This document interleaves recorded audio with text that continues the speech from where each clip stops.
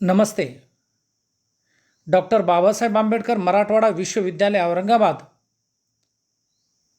संलग्न तुळजाभवानी महाविद्यालय तुळजापुर, जिला उस्मानाबाद।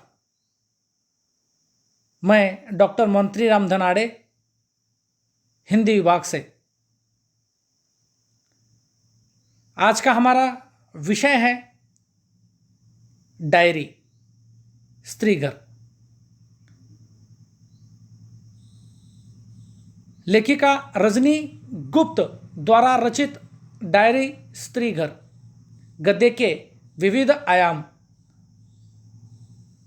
में से अभिहित डायरी स्त्री घर।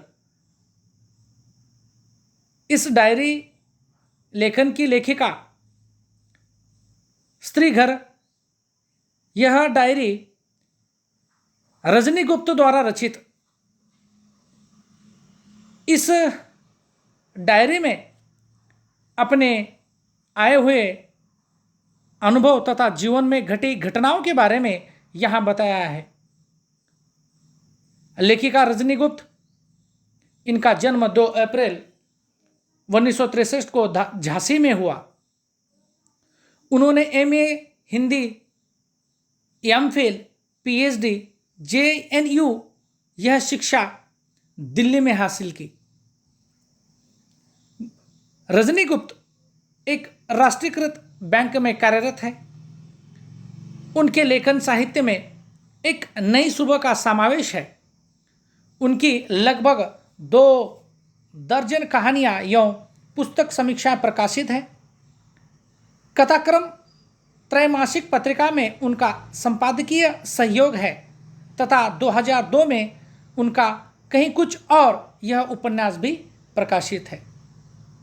रजनी गुप्ता जी ने अनेक प्रकार से जो साहित्यों का निर्माण किया है, इस साहित्य के लिए उनको अनेक सम्मान मिले हैं, जिनमें पंडित प्रताप नारायण मिश्र स्मृति युवा साहित्यकार सम्मान तथा एक नई सुबह इस कहानी संग्रह के लिए उत्तर प्रदेश हिंदी संस्थान द्वारा सर्जना पुरस्कार प्राप्त हुआ है।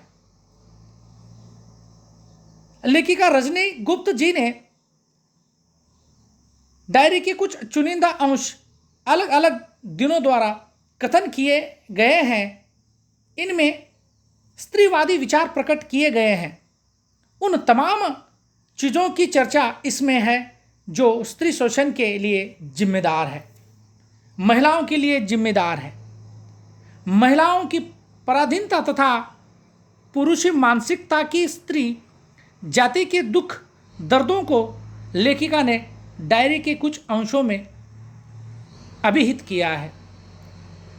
पुरुष प्रधान संस्कृति को जो दर्जा दिया गया है, वैसे स्त्री जाति को नहीं दिया है। स्त्री जाति के दुख दर्द को लेखिका ने डायरी में स्थान दिया है। विभिन्न स्थानों पर स्त्री को अलग अलग नियमों में बांध रखा है। पराधीन होने की वजह से उसे अपना स्वातंत्र्य नहीं मिल पा रहा है, लेकिन शिक्षा तथा साहित्य के क्षेत्र में वे अपना अधिकार जता रही है। वह अपने परिवार के साथ साथ बाहर भी पुरुष वर्चस्व वाली व्यवस्था से उसे संकटों का सामना करना पड़ता है। सब बातों का सामना कर वह अपनी समर्पण वृत्ति द्वारा ही इस देश की विवाह संस्था चला रही है। डायरी यह माध्यम वैयक्तिक होते हुए भी इसमें झलकने वाली समस्याएं संपूर्ण स्त्री जाति की संवेदनाएं अंकित करती हैं। लेखिका रजनी गुप्त ने डायरी लेखन इस साहित्यिक विधा के माध्यम से अपने अनुभवों को तथा जीवन के प्रतिदिन घटित घटनाओं को लिखा है। जो भी डायरी लेखन करता है वह उन घटित घटनाओं का उत्तरदायित्व होता है, क्योंकि वह उससे जुड़े हुए रहते हैं, क्योंकि वह उसने ही लिखी है, यह प्रतिदिन अंकित की जाती हैं। डायरी लिखते वक्त अपने ही परिवार में अपने विचारों के कारण उपेक्षित होने की संभावनाएं होती हैं। स्त्री विमर्श के क्षेत्र में अपने विचारों को व्यक्त करने की दिशा में तो और भी मुश्किल होता है। इस तरह का साहस लेखिका ने किया है। स्त्री घर डायरी में लेखिका ने अपने जीवन के अनुभव, विचार, अनुभूतियों के साथ संवेदनाओं को भी व्यक्त किया है। उनकी डायरी में 2 फरवरी 1999 से लेकर 19 अप्रैल 2003 के दिनों की अनुभूतियां शामिल है। इनमें अधिकतर उन्होंने पुरुष वर्चस्व एवं स्त्री शोषण को चित्रित किया है। इसमें स्त्रीवादी रुझान स्पष्ट दिखाई देता है। स्त्री शोषण के लिए जिम्मेदार सभी बातों का जिक्र डायरी के अंश में लेखिका रजनी गुप्त ने किया है। दूसरे आरंभ के अनुभूतियों में युवक युवतियां एक दूसरे के प्रति आसक्त होते हैं। लेखिका कैलाश के प्रति आकर्षित होकर पूरी तरह प्रेम के भावों में बह रही हैं। उसके लिए यह स्वर्णिम दिन है। कैलाश के प्रेम के आगे उसे पूरी दुनिया फीकी नजर आती है। लेखिका उन पलों को याद करने लगती है तो उसे आश्चर्य होता है कि उस वक्त की दुनिया कितनी रंगीन थी। उस वक्त के पल कभी लौट आएंगे क्या? एक दूसरे को याद करना, याद करके बाद ठंडी आहें भरना, इस तरह जीवन में मीठे, सुहाने और अविस्मरणीय पल थे। गतिशील जीवन था, उड़ान ही उड़ान थी। विवाह के बाद जीवन की यह गति रुक जाती है। दाम्पत्य जीवन में बहुत सा ठहराव जड़ता है और उब आ पड़ी है। व्यस्त होते हुए भी पैर घिसट घिसट कर आगे बढ़ रहे हैं और हर कदम भारी लगता है। घर गृहस्थी बच्चों के बीच झूठा जीवन हम जीते हैं।